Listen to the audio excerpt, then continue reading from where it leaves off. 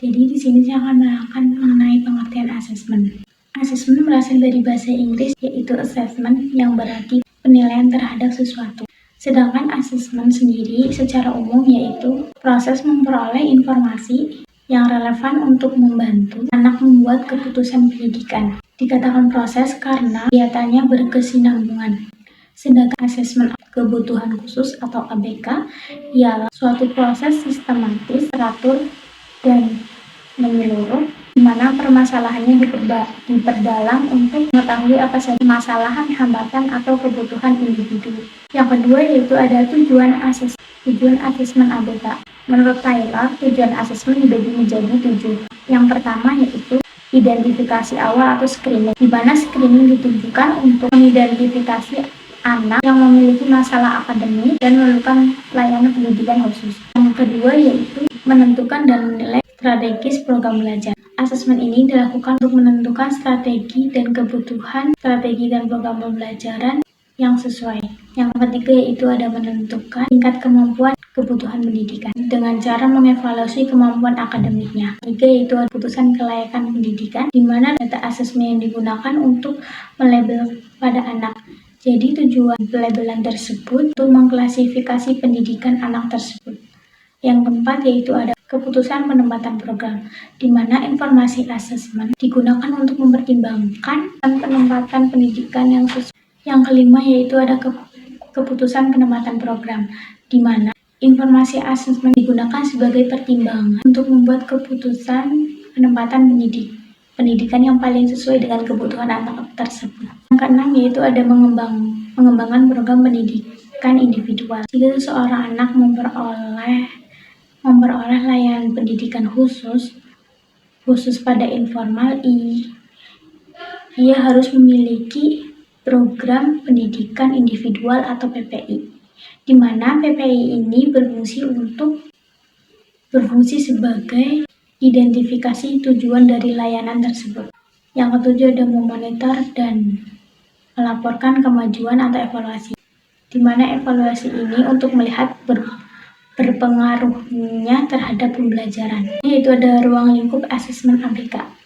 Menurut Yusuf, ruang lingkup asesmen ABK dibagi menjadi 3. Pertama yaitu ada asesmen akademik, di mana asesmen akademik di sini bertujuan untuk mengukur hasil belajar siswa berkebutuhan khusus tersebut atau penilaian akademik terhadap anak tersebut.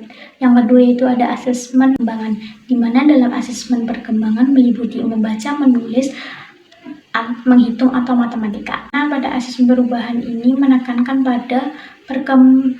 pada keberhasilan akademik anak tersebut. Yang terakhir yaitu ada asesmen perilaku adaptif. Perilaku adaptif merupakan penilaian yang menilai anak dalam melakukan aktivitas sehari-hari. Anak yang berkebutuhan khusus mempunyai tantangan intelektual yang besar sehingga berdampak pada perkembangan lainnya. Oleh karena itu, tujuan penilaian ini adalah untuk membantu anak dalam melakukan aktivitas sehari-hari. Selanjutnya yaitu tahap pelaksanaan asesmen. Menurut Merchant dibagi menjadi 7. Yang pertama yaitu ada menentukan cakupan dan tahapan keterampilan yang akan diajarkan. Agar asesmen ini dilakukan secara efektif, maka seyogianya terlebih dahulu memahami tahapan kompetensi pembelajaran pada siswa tersebut dengan mengetahui keterampilan siswanya. Yang kedua yaitu menetapkan perilaku yang akan diasesmen. Asesmen perilaku di sini diawali dengan tahap paling umum untuk tahapan yang lebih. Yang ketiga yaitu memilih aktivitas evaluasi, di mana guru harus mempertimbangkan aktivitas yang akan dilakukan untuk evaluasi dalam rentang kompetensi umum atau kompetensi khusus. Contoh kompetensi umum dan untuk khusus sebaiknya dilakukan secara formatif dan berkesinambungan. 4 adalah pengorganisasi alat evaluasi, di mana mencakup identifikasi masalah, pencatatan bentuk-bentuk kesalahan yang terjadi, dan evaluasi keterampilan-keterampilan tertentu. Setelah evaluasi awal dilakukan, selanjutnya ditentukan tujuan dan strategi pembelajarannya, serta implementasi pemantauan kemajuan belajar siswa. Yang kelima, ada pencatatan kinerja siswa. Mana ada 2 hal kinerja yang perlu dicatat, itu kinerja siswa pada pelaksanaan tugas sehari-hari dan penugasan keterampilan secara keseluruhan. Umumnya dicatat pada kemajuan belajar siswa. Dan yang terakhir ada penentuan tujuan pembelajaran untuk jangka pendek dan jangka panjang. Di sini guru perlu merumuskan tujuan pembelajaran khusus anak dalam jangka pendek dan jangka panjang secara spesifik. Contohnya jangka pendek yaitu aspek membaca atau aspek mengeja, tetapi harus berkontribusi panjang. Selanjutnya adalah tentang jenis asesmen APK. Ada 2 jenis asesmen terhadap anak berkebutuhan khusus. Semua jenis tersebut dihubungkan satu sama lain untuk mendapatkan informasi yang sebanyak-banyaknya tentang anak, khususnya anak yang berkebutuhan khusus. Ada 2 jenis asesmen APK, yaitu asesmen formal dan asesmen informal. Asesmen formal adalah penilaian terstruktur dengan instruksi atau pedoman khusus untuk melaksanakan penilaian, memberikan nilai atau poin, dan menganalisis atau menafsirkan hasilnya. Misalnya kayak tes kecerdasan dan tes prestasi belajar. Kemudian yang kedua yaitu asesmen informal. Jenis ini tidak terstruktur karena dibuat oleh guru sebagai pelatih. Artinya penilaian informal tidak memiliki aturan standar dalam rangka mengelola, menilai, dan menganalisis hasil. Kemudian teknik-teknik asesmen. Yang pertama yaitu observasi. Observasi adalah salah satu teknik asesmen yang dilakukan dengan cara mengamati dan mencatat secara sistematik gejala-gejala yang diselidiki. Kemudian yaitu yang kedua, analisis sampel atau contoh pekerjaan. Contohnya pekerjaan tersebut merupakan sesuatu yang dihasilkan oleh anak, misalnya kayak kertas kerja, tugas menulis, respon membaca secara lisan, atau karya seni. Kemudian yang ketiga yaitu tes acuan kriteria CRT. CRT ini membandingkan prestasi anak dan beberapa kriteria. Namun kriteria yang dimaksud harus relevan dengan kurikulum sekolah.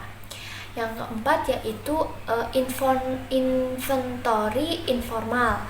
Inventory informal digunakan untuk menilai prestasi anak dalam kaitannya dengan kurikulum sekolah. Kemudian yang kelima yaitu analisis tugas. Analisis tugas adalah proses menjabarkan tugas belajar ke dalam beberapa komponen untuk mencapai tujuan pembelajaran. Kemudian yang keenam yaitu checklist. Checklist yaitu suatu daftar yang berisi nama-nama subjek atau faktor-faktor yang hendak diselidiki. Checklist merupakan salah satu teknik asesmen yang mengakses perilaku yang tidak teramati atau non-observable behavior. Yang kedelapan yaitu skala rating atau rating scale. Yang kesembilan itu interview atau kuesioner. Kuesioner adalah suatu daftar yang berisikan rangkaian pertanyaan mengenai sesuatu masalah atau bidang yang akan diselidiki. Kemudian ada pertimbangan dalam melakukan asesmen pada anak berkebutuhan khusus. Yang pertama itu anak diidentifikasi sebagai anak berkebutuhan khusus melalui proses identifikasi dan observasi guru kelas, orang tua, dan pihak yang lain yang terkait merasakan bahwa anak mengalami masalah sehingga memerlukan asesmen lebih jauh dan mendalam. Kemudian yang kedua, asesmen ditujukan terhadap anak yang betul-betul membutuhkan asesmen setelah memperoleh izin dari orang tua. Oleh karena itu dilakukan asesmen yang meliputi asesmen formal dan informal. Hasilnya berguna untuk mengembangkan layanan pendidikan khusus. Kemudian yang ketiga yaitu tim ahli atau tim ahli profesional yang terkait. yaitu memutuskan apakah seorang anak layak mendapatkan layanan pendidikan khusus. Kemudian yang keempat yaitu perencanaan pembelajaran bagi anak-anak berkebutuhan khusus dikembangkan oleh tim asesmen yang relevan. Kemudian yang kelima yaitu evaluasi dilakukan sepanjang pelaksanaan program untuk menilai kemajuan anak. Kemudian yang keenam, tim memutuskan apakah pemberian layanan pendidikan khusus terus dilanjutkan atau diperlukan sesuatu modifikasi jika diperlukan. Kemudian yang ketujuh yaitu proses ini akan menilai sifat-sifat psikologis, keterampilan akademik, keterampilan sosial, keterampilan vokasional, dan keterampilan lainnya pada anak. Kemudian materi selanjutnya akan disampaikan oleh presentator selanjutnya. Baik, untuk materi selanjutnya itu ada peran tim ahli dalam pelaksanaan asesmen. Yang pertama itu ada guru kelas umum, kemudian guru pendidikan khusus, pegawai sekolah atau administrator sekolah, kemudian ahli psikologi, ahli bahasa bicara, perawat sekolah, kemudian ada ahli psikiatri, guru khusus, pendidikan jasmani adaptif, kemudian ahli terapi, okupasional, pekerja sosial, dan konselor. Selanjutnya ada PPI atau program pendidikan yang diindividualkan. PPI itu sendiri adalah program pembelajaran yang dirancang dan diterapkan untuk anak yang bermasalah secara individual, yang memiliki tujuan untuk membantu anak yang bermasalah dengan belajar karena memiliki kelainan yang khusus. Sebelum digunakan, PPI terlebih dahulu harus dievaluasi kelayakannya oleh suatu tim, yang dimana tim itu disebut dengan tim penilaian PPI. Tim tersebut itu terdiri dari guru pendidikan khusus, guru reguler atau disebut dengan guru kelas, kemudian kepala sekolah, orang tua, dan juga ahli yang berkaitan dengan keadaan anak jika memungkinkan. Adapun komponen PPI sebagai berikut. Yang pertama ada taraf kemampuan anak saat ini, kemudian ada tujuan umum yang akan dicapai dalam 1 tahun dan penjabarannya ke dalam tujuan-tujuan pembelajaran yang khusus. Kemudian ada pelayanan khusus yang tersedia bagi anak dan perluasannya itu untuk mengikuti program pendidikan yang reguler. Kemudian adapun komponen selanjutnya itu ada proyeksi tentang kapan dimulainya kegiatan dan waktu yang akan digunakan untuk memberikan pelayanan. Dan komponen yang terakhir itu ada prosedur evaluasi dan kriteria keberhasilan dan kegagalan program. Baik, untuk materi selanjutnya yaitu langkah penyusunan PPI. Yang pertama, menilai kebutuhan anak. Yang kedua, mengembangkan tujuan jangka panjang dan tujuan jangka pendek. Yang ketiga, merancang metode dan prosedur pembelajaran. Yang keempat, mengevaluasi kemajuan anak. Untuk materi selanjutnya, pengertian identifikasi. Identifikasi merupakan kegiatan awal yang mendahului proses asesmen atau penilaian. Identifikasi ini merupakan kegiatan mengenal atau menandai sesuatu yang dimaknai sebagai proses penjaringan atau proses menemukan anak apakah mempunyai kelainan atau masalah, atau proses pendeteksian dini terhadap anak yang diduga memiliki kebutuhan khusus. Selanjutnya, tujuan identifikasi. Secara umum, tujuan identifikasi ini ialah untuk menghimpun informasi apakah seorang anak mengalami kelainan atau penyimpangan, atau fisik, intelektual, sosial, emosional, dan sensoris neurologis dalam pertumbuhan atau perkembangannya dibandingkan dengan anak-anak lain seusianya atau anak-anak normal, yang hasilnya akan dijadikan dasar untuk penyusunan program pembelajaran sesuai dengan keadaan dan kebutuhannya. Baik, selanjutnya tujuan kegiatan identifikasi APK. Yang pertama, penjaringan atau screening. Yang kedua, pengalih tanganan atau referral. Yang ketiga, klasifikasi. Yang keempat, perencanaan pembelajaran. Yang kelima, pemantauan kemajuan belajar. Melanjutkan materinya yaitu ada ruang lingkup identifikasi. Secara sederhana, ada beberapa aspek informasi yang perlu mendapatkan perhatian khusus dalam pelaksanaan identifikasi. Contoh alat identifikasi yang dapat membantu guru dan orang tua dalam rangka mengenali anak yang memerlukan layanan pendidikan khusus antara lain sebagai berikut. Ada form 1, 2, dan 3. Form 1 ini berisi tentang informasi riwayat perkembangan anak. Contohnya ya seperti informasi semenjak anak itu dalam kandungan hingga tahun-tahun terakhir sebelum anak tersebut memasuki jenjang pendidikan SD atau MI. Tujuannya untuk mengetahui kendala atau kesulitan belajar apa yang dialami anak itu terjadi sejak kapan. Kemudian ada form 2 yang berisi informasi atau data orang tua anak atau wali siswa. Setiap identitas orang tua atau wali, hubungan orang tua dan anak, data sosial ekonomi, serta tanggungan dan tanggapan orang tua siswa terhadap anak. Jadi, form 2 ini mencakup semua itu. Dan di situ wajib sekali dicantumkan tanggapan dan juga harapan orang tua dari anak yang bersangkutan tersebut untuk menindaklanjuti anak yang berkebutuhan khusus itu. Kemudian ada form 3 yang berisi informasi profil kelainan anak. Jadi di form ketiga ini mengenai gangguan kelainan anak akan sangat penting dengan mengenali tanda-tanda kelainannya. Ketika kita sudah mengetahui tanda-tanda sejak awal, maka kita bisa mencegah dan melaksanakannya, memberikan solusinya itu sejak awal sehingga tidak bertambah parah ketika usianya. Ada pelaksanaan identifikasi. Secara umum, sasaran identifikasi yaitu semua anak usia prasekolah dan juga anak-anak yang sudah memasuki jenjang sekolah. Secara khususnya atau operasionalnya yaitu yang pertama ada anak yang baru masuk sekolah baik di SLB maupun di sekolah penyelenggara inklusif. Yang kedua ada anak yang sudah bersekolah di sekolah dasar atau di madrasah ibtidaiyah. Yang ketiga ada anak yang belum atau tidak bersekolah karena orang tuanya merasa bahwa anaknya ini sebenarnya tergolong dengan anak berkebutuhan khusus, tetapi sekolah SLB-nya ini itu terlalu jauh jangkauannya, sedangkan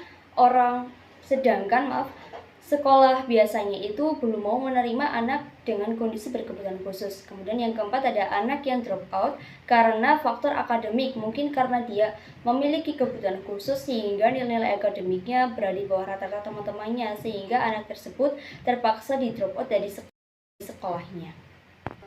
Kemudian melanjutkan dari pelaksanaan identifikasi ini, siapa sih orang-orang yang boleh melaksanakan identifikasi terhadap anak-anak berkebutuhan khusus? Yang pertama itu adalah guru kelas, karena guru kelas ini adalah orang yang selalu memantau dan membersamai anak-anak tersebut ketika dalam proses pembelajaran di sekolah. Yang kedua ada orang tua anak, karena orang tua anak ini yang sejak kecilnya itu sudah membersamai anaknya dan juga pasti lebih tahu tentang perkembangan anak-anaknya itu. Yang ketiga ada tenaga profesional terkait, ini pun kalau misalkan tersedia dan juga memungkinkan. Selain itu ada hal-hal yang harus dipertimbangkan ketika memantau kondisi anak. Yang pertama ada kemajuan perkembangan awal. Nah, perkembangan anak-anak ini bervariasi, jadi wajar sekali jika ada anak-anak yang memiliki perkembangan itu lebih cepat dibandingkan anak-anak yang lain, begitu juga sebaliknya. Terus faktor yang kedua adalah perbedaan usia. Perlu kita ketahui bahwa dalam setiap kelas itu tidak semuanya itu dalam usia yang sama.